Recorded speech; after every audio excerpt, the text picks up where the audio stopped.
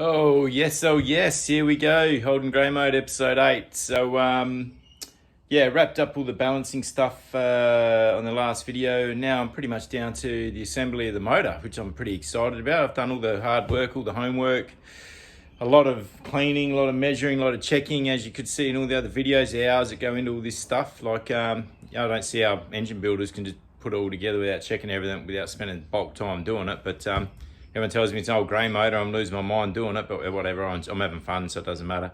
So basically I'm up to a point now where I'm putting everything together. So I'm just gonna give you a bit of a rundown on it all, and I'll show you what I'm up to. Okay, so one of the first jobs I need to show you is what I've been doing. It's the engine block here is all looking nice and clean. Yeah, it's all pretty good. Showing you a bit what's going on there, but I've been filing up and fitting the piston rings for the correct gap. So basically they're a cast iron ring, a Hastings ring that come from, sorry, not Hastings, yeah, they're Hastings, yeah, sorry. Hastings ring, part number 690 for a 60 thou over 3.125. Actually, same, they use the AMC Ford, so it's all the same rings, which is really cool to know. And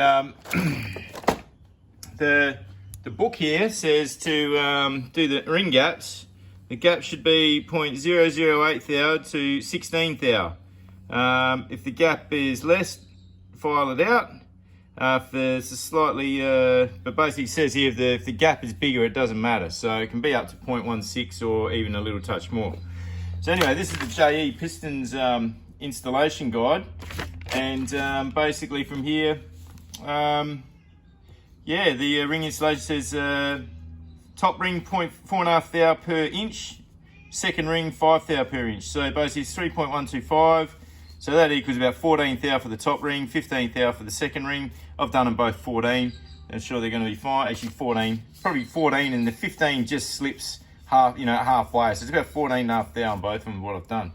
So I thought I'd just give you a quick rundown on how I actually gapped them, because the gaps were not correct when I first started doing them, and I've had to file them up. So I'll set up the camera and show you how I've done them anyway. All right, so piston ring, easy enough. I've just got a file here. I don't know what the grade of it is, but I'll tell you right now, it's pretty fine.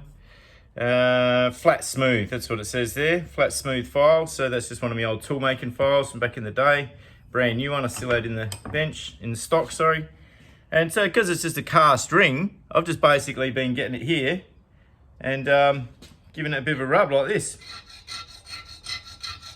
Flipping it over, giving it a rub. You know, and that's basically all that's been happening in there. And I've given it, yeah, got all the gaps nice and correct in the bore there, just by doing like that. Especially how they would have done it in the 60s, I guess, more or less. So it's good enough for me. All right, the next thing I've got kind of ready to assemble here is the oil pump. So the oil pump, I chose the best out of the couple that I had. These gears, there's a couple of different types of gears, different kind of angles on them. This one here, the clearance between the top deck here and the face on that is 0.03 thou to 0.08 thou. I measured it up. This is actually 2 thou. It was a bit tight.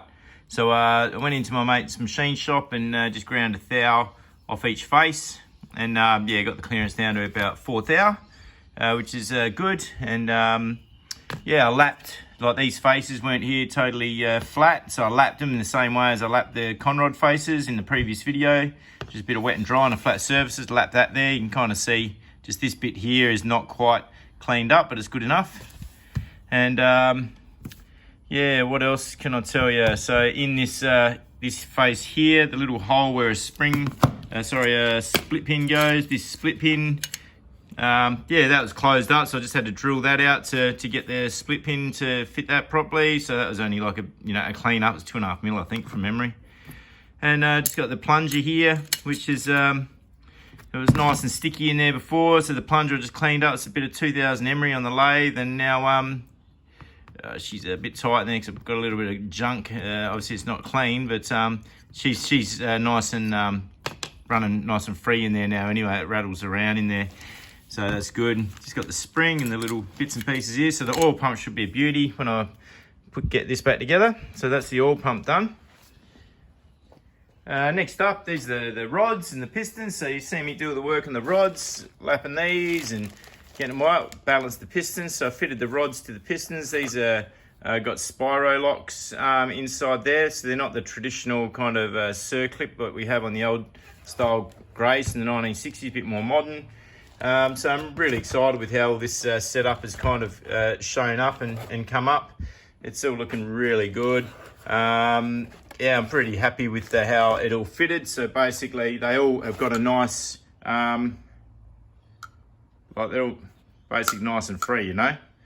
So like that.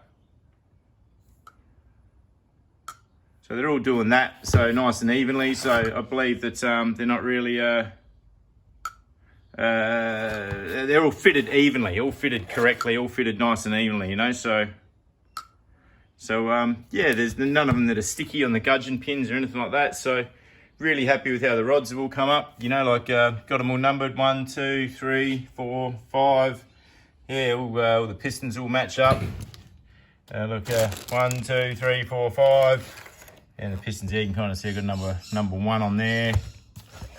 Number 2, 3, 4, 5. And 6, so if anything's all mixed up now, at this point when I go to fit, I'm gonna be totally surprised. So, yeah, so they're looking good. Just got to fit the rings on them and they'll be ready to fit. Excellent, happy with them. All right, so what we got here, this is the cylinder head. This is a HSD fully 6 cylinder head for the grey motor. So I splashed out some hard-earned savings and this is a bit of a dream to have this head. So yeah, just a bit of a look at the top. So inside here we've got double valve springs, we've got the fancy oil seals. I don't know exactly what they call them, but basically they machine the tops off the valve guides, I think they are, to get these seals to fit. And you know, nice new tops on the there collets. So yeah, really nice setup. So they go pretty light. They don't go too mental on the spring weight on these. And yeah, so you kind of see I've got all the ports blocked up with the rags and tape in there because I was doing a bit of messing around. So there you go. Look, just in my machine shop, there's a bit of swarf there, and that's the stuff I don't want getting in the ports. So that's exactly why I've got all that covered up there. But yeah, like I had to machine that flat after I got it back from HSD because it was I wasn't really happy. You can see there's a bit of corrosion, and yeah, I had to take about 1/15 thou off that face. So that's why I had all this all fully blocked up all the way down there. So anyway, I got that all nice and flat down there now. Studs I've just reinstalled underneath here. You can kind of see the nice big valves. I don't really know exactly what size they are, but they've machined relief around the side here to get extra airflow around the edges of the valves inside of there. So yeah, HSD, you reckon they flow these heads to like 175 horsepower. So 175 horsepower in a grey, as we all know, is fully sick. So I'm not going to be pulling that kind of power, but it's going to be a lot of fun trying to get a little bit, at least half that anyway. So cool. All right, these are my extractors. These are just, I think, high-tech extractors. Got them off eBay. But yeah, the face on this, like, because they've been welded, all the flanges on them were basically really warped. So I did a lot of test fitting onto the face of the head and checking out, bolting it down flat, getting feeler gauges, looking with the torch, seeing for any gaps and stuff like that. And these were not flat at all. Like, I wasn't happy with it at all. Because I remember back in the day when I had a grey motor, basically, it was a real pain in the ass to get the manifolds to seal. So basically I relieved all around the outside of the ports there, and then worked and just did a bit of basic mechanical fitting to flatten everything off nice and even. And yeah, so this should fit up pretty good now. So I'll put them on and show you. Okay, and on the same note, that's the twin carby manifold I got. That's been hydro blasted or whatever.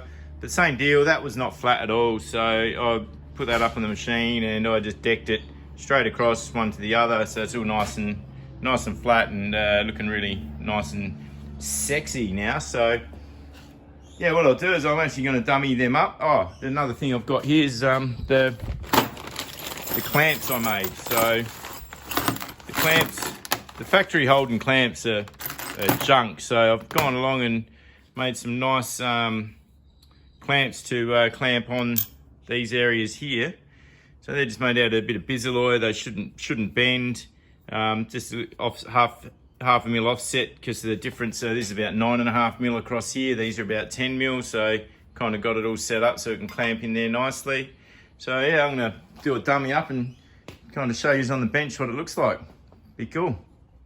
All right, so that's what it looks like. It's the first time I've kind of really had a good look at it flat on the bench. So yeah, that's the head, the extractors, twin carby manifold, HSD head, 5-streak manifold, all looking good. So you can see there the custom clamps that I've made. Like it all clamps off really close inside to the head in the ports. So basically, where's the video? There it is there. So you can see the there, I've got it clamping close there, and I've also got it clamping very close to the port here, not out here, because basically that's pointless out there. It needs to be clamping really close to the port. And so that's where I've got them really right up tight next to the ports on all of them here, as you can see. You know, so yeah, right up there, right next to it. So yeah, that's exactly what the purpose is. And yeah, I'm really happy with how it actually looks in there, because I can see that's pulled up really tight, like just the way that I want it. It's a bit hard to see, but you know, like it's exactly how I want it. So yeah, it's all looking good. I'm excited.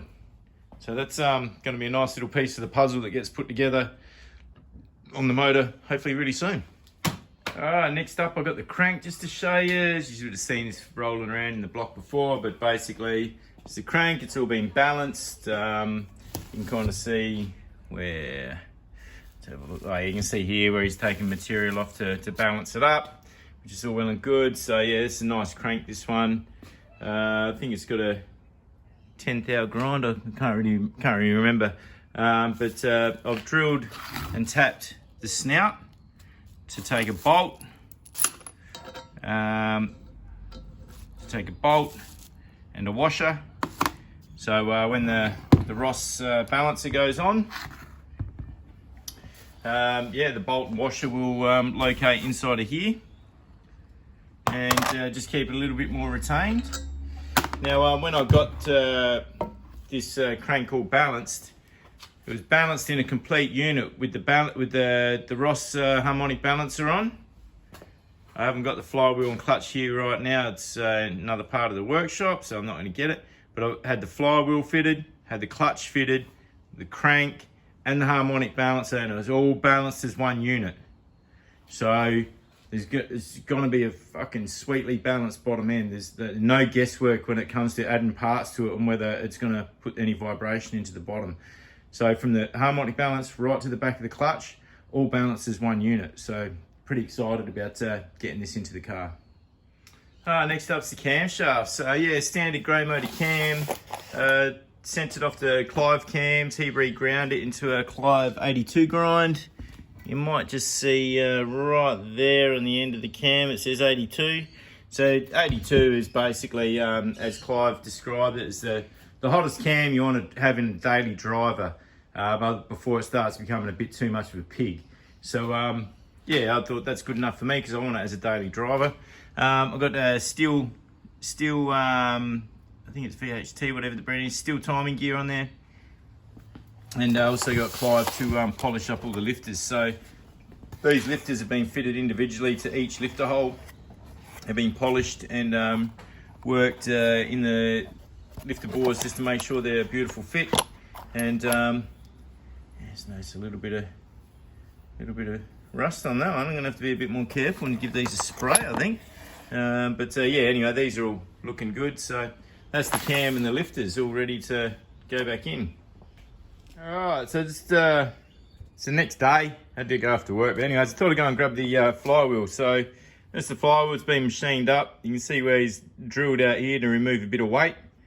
And I think he might have got a bit over ambitious and maybe drilled a touch too much, because on the other side he had to balance it up with another little hole here and a little bit extra off. So that's all well and good. what I've actually done is I've lightened this flywheel here. So you can see here, originally I weighed it up, it was 10.4 kilo, and I've machined right out of it here and bored it out. So beforehand it was kind of like material would come from here out and kind of like it would go into there. So I've basically machined all this material out here, put a nice little radius in there as you can see, and taken it down from 10.4 down to 9.2 kilos. So that's nicely lightened. You probably wouldn't want to go much more than that, but I'm sure you could if you wanted to. But that's the flywheel that's going to go onto the crank. So you can see the marks just here, the two little pot rivet marks. He's got the same pot rivet marks in the clutch. So I'll put the clutch on in exactly the same orientation. All right, continuing on, I'll just go through the rest of the stuff I've got. So basically a rocker cover I picked up off Facebook Marketplace locally here. And so I'm hoping it's all going to fit. I'm not really sure how flat it all is on the face, but bit of glue, hopefully she fits up all right. This is the original rocker cover, but the rocker gears in here, I'll just actually show you what I've done with these. I'll just unwrap them. All right, so this is the rocker set. So lucky enough, the shafts are pretty good. Everything was all right. So basically I pulled it all down and reworked everything. So everything is working really well. What I found was on these faces here, they're actually really quite worn down. Now, they haven't been refaced at a machine shop.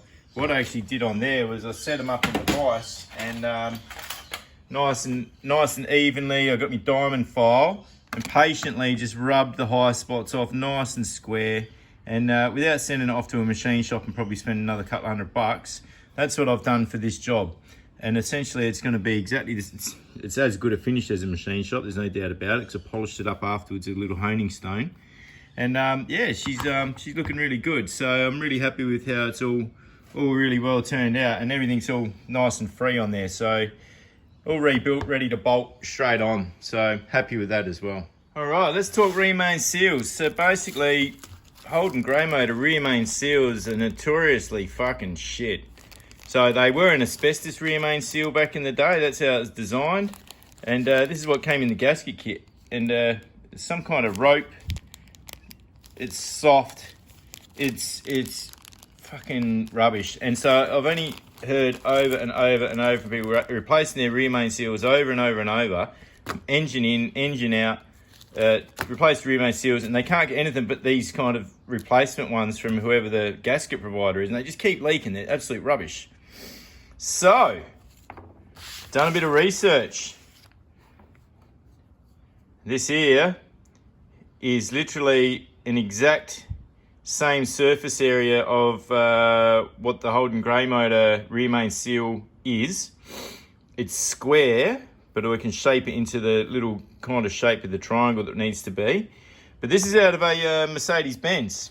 So basically, this is it there. So that's the part number. And it's out of an old Merc. And a mate of mine who's been doing grey motors for a while, reckons a few of the old boys in the racing scene that got hot grey motors, this is what they use. So I'm going to put it to the test, and I'm going to be fitting something totally different. So I've got a spare there for my next motor if I ever build one. But this one here is basically just going to get chopped straight in half here. Then it's going to be half engine seal there. So yeah, this is going to be the first job I'll do on fitting it to the motor. Obviously, it's got to be the first thing. So that's it. So I'll just show you the rest of the stuff now, and we'll call it a day on the video. And so the rest of the stuff, well, you know, it's all just cleaned up, bolts and everything all labelled, ready to go right in the correct positions and stuff like that. Yeah, everything here is all just ready to go. Got the push rods, a few other things underneath there, timing cover and stuff. Actually, well, I will point out what I did to this timing cover. So the timing covers, right, obviously go in the front of this engine here, and these are renowned for leaking, like from the back face here. So basically, quite easy enough to show you here. So there's a oil hole, which is there, which is here for the squirter. And now that squirter pushes oil out that little thing there onto the cam gear. So now let's have a look at where this goes. So that oil squirter hole is this one here. Okay, you can just see it's an oil squirter hole. It pushes into that gallery, comes along, builds up pressure, and it squirts it out. So this area here is where the oil actually leaks. So basically it comes from here and wants to push past the gasket. And once it pushes past that gasket, it just starts leaking right out the bottom. And that's where we see these grey motors leaking out the back there. So an old mate of mine said to me, a good trick with the grey motors. So this is one that you guys might want to take note of. So basically, he said to me, get a straight edge and check the back of this area here. Because basically, it's always generally concaved inwards in this area where you need a really good seal around this area, and it's normally, he said, it's concaved in, because as you bolt it up, it wants to push out. So what he said to me was to put it in the vise, like the one vise jaw out here, one vise jaw out there, and soft hammer and just whack it around in the middle so it starts to dish it. So when you bolt it up against the motor, this area here is actually pushing hard up against the block. And he said to confirm it by getting a flat edge, a straight edge, and checking it out. So you might be able to just see it here. So basically I've got that up there. You can kind of like get a bit of a rock on it. Like, see that there? I've got a rock on it. So this is the high spot here now on this plate. So this area here is going to be the whole area which is touching right tight down on the block, and that's the area that we want sealed properly, and everything else then is going to pull up and match into it. So that's a real good trick I got told by an old boy to get that leak right. And then just for the timing cover, what do we got here? Got a sexy timing pointer. That's from HSD as well. So that's going to go onto the timing cover and be able to show us what I'm doing with timing. So that's really cool as well. So yeah, really excited with just a few other things, and then it's basically everything else is just all cleaned up and ready to start, you know, being assembled after a bit of a final cleanup. So yeah, the gaskets, all the gasket sets there ready to go. And that's pretty much the guts of it. It's time to start building this engine. So I'm going to get into it now. See you at the next video.